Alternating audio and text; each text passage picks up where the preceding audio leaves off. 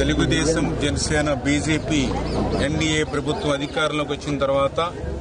ఈ 5-6 మాసాలలోనే ఎంత అభివృద్ధి సంక్షేమం పరిగెడుతూ పనిచేస్తుందో దానికి ఉదాహరణే ఈరోజు 3 గ్రామాల్లో జరుగుతున్నటువంటి శంకుస్థాపనలే ఒక ఉదాహరణ. ఏదైతే వెలివిలి, చింతపర్రు, వడ్లవానిపాలెం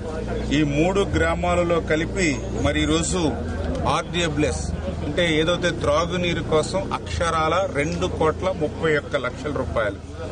ఈ యొక్క రోడ్స్ డ్రైనేజ్ నిమిత్తం మరొక ₹1,00,00,000 అంటే దగ్గర 3,30,00,000 రూపాయలు దగ్గర ఈ 3 గ్రామాలకి కూడా ఈరోజు మనం పనిచేస్తున్నటువంటి పరిస్థితి. ఇదేదో ఒక మండలానికి కాదు, ఒక నియోజకవర్గానికి కాదు, 3 గ్రామాలకు సంబంధించి ఈవేళ 3 కోట్ల రూపాయలు పైబడి ఈవేళ నిధులిస్తూ ఉన్నామని అంటే ఈవేళ ఇంత కష్టకాలంలో కూడా ప్రజల యొక్క సంక్షేమం, అభివృద్ధి పట్ల ప్రభుత్వం నిబద్ధత. అందులో కూడా పర్టికులర్ గా ఈరోజు మరి 2,31,00,000 రూపాయలు మరి ఈవేళ త్రాగునీరు కోసం 3 గ్రామాలు కేటాయించామనంటే దానికి గల కారణం గత ఎన్నికల ముందు 5 సంవత్సరాల గత పాలనలో ప్రజలందరూ కూడా త్రాగునీరు మరి ఇబ్బందులు వచ్చేటువంటి నీళ్లన్నీ కూడా కల్లాపు వేసుకోవడానికి, మొక్కలకి నీళ్లు వేసుకోవడానికి తప్ప త్రాగడానికి పని చేయట్లేదని ఏదైతే మహిళలందరూ కూడా మాకు గ్రామాన మొరపెట్టారో ఈవేళ అధికారంలోకి వచ్చాక వాళ్ళకి ఏదైతే మాట ఇచ్చామో ఆ మాట నిలుపుకునేటువంటి విధంగా మరి ఈరోజు ఏదైతే వెలివిలి గ్రామానికి 55 లక్షల రూపాయలు, అదేవిధంగా మన చింతపర్రు గ్రామానికి సంబంధించి 1,28,00,000 రూపాయలు, వడ్లవానిపాలెం గ్రామానికి సంబంధించి మరి 48 లక్షల రూపాయలు అక్షరాల మరి ఈ యొక్క ఓహెచ్ఆర్లు నిర్మాణం చేసుకోవడానికి, శివారు ప్రాంతాలకి పైప్ లైన్లు వేసుకోవడానికి, ఫిల్టర్ బెడ్లు కూడా మైక్రో ఫిల్టర్ బెడ్లు మరి వాళ్ళకి తయారు చేసుకోవడానికి ఈరోజు ఒక సురక్షితమైనటువంటి త్రాగునీరు ఇచ్చేటువంటి విధంగా ఈ నిధులు మంజూరు చేయడం జరిగింది. ఎందుకంటే వాళ్ళు ఆరోగ్యంగా ఉండాలి అంటే ఖచ్చితంగా సురక్షితమైన త్రాగునీరు ఇవ్వాలనే ఈ ప్రయారిటీ అని చెప్పి సందర్భంగా తెలియజేసుకుంటూ మరి ఈ రకంగా ఈ 5-6 నెలల్లోనే 14 లక్షల కోట్ల అప్పు ఈ ఆంధ్రప్రదేశ్ రాష్ట్రం మీద ఉన్నటువంటి స్థితిలో కూడా మరి ఇంత పెద్ద ఎత్తున అభివృద్ధి సంక్షేమం మరి పాలన చేస్తూ ఉంటే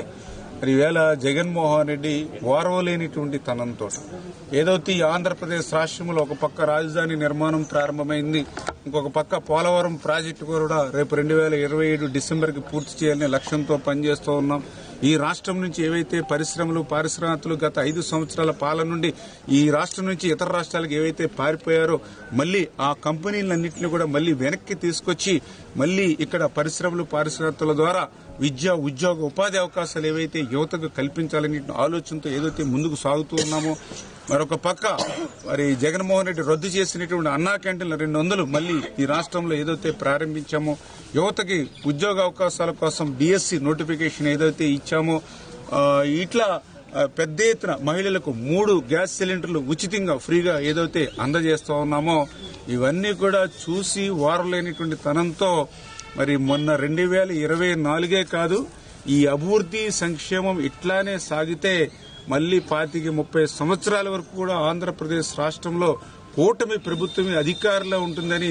ప్రజలు భావించడం కాదు, జగన్మోహన్ రెడ్డి కూడా భావించి మరి అనేక రకాలుగా మళ్లీ అబద్దాలతోటి, అసత్యాలతోటి అంటే ఆ రోజు 2019లో ఒక్క ఛాన్స్ అని అధికారంలోకి వచ్చి ఏ రకంగా అయితే 5 సంవత్సరాల పాలనతో 20 సంవత్సరాలకి వెనక్కి ఆంధ్రప్రదేశ్ ని ఏ రకంగా అయితే నెట్టేశాడో మళ్లీ అటువంటి అబద్దాల, అసత్యాలతోటి తన పత్రిక ద్వారా తన అసత్య అబద్దపు మరి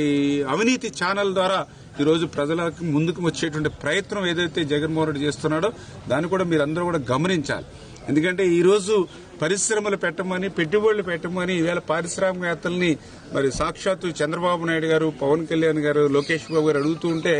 వాళ్ళు ఒకటే చెప్తూ ఉన్నారు, మళ్లీ జగన్మోహన్ రెడ్డి రాడనే ఒక గ్యారంటీ మీరు ఇవ్వండి అని చెప్తూ ఉన్నారు. ఎందుకంటే ఇప్పుడు మీరున్నారని చెప్పి మేము కోట్ల రూపాయలు వెచ్చించి ఇక్కడ పరిశ్రమలు పెడతాం, రేపొద్దున మళ్లీ ప్రజల్ని ఏమార్చి మళ్లీ ఒక్క ఛాన్స్ మోసం చేసి మళ్లీ అతను అధికారంలోకి వస్తే మళ్లీ మేము బుట్టా గిట్టా సర్దుకుని బయటికి పోవాల్సి ఉంది.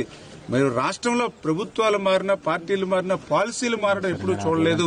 మరి జగన్మోహన్ రెడ్డి పాలనలోనే ఆ రకంగా విధ్వంసం మేము చూసినటువంటి పరిస్థితి ఉంది, ఇంకా దాన్ని మేము మర్చిపోలేదు అని వేళ మరి ఈ రాష్ట్రంలో పెట్టుబడులు పెట్టాలంటే మరి జగన్మోహన్ రెడ్డిని చూసి భయపడేటువంటి పరిస్థితిలో ఉన్నారనంటే గత 5 సంవత్సరాల్లో ఎంత విధ్వంసకరమైనటువంటి పాలన జరిగిందో మనందరికీ అర్థమవుతున్నటువంటి పరిస్థితి. అందుకే ప్రజలందరూ కూడా మరొక 20-30 సంవత్సరాల పాటు ఈ అభివృద్ధికి సంక్షేమానికే మీరు ఓటేసి ఇక్కడ ఈ ప్రభుత్వాన్ని శాశ్వతంగా మనం ఉంచితే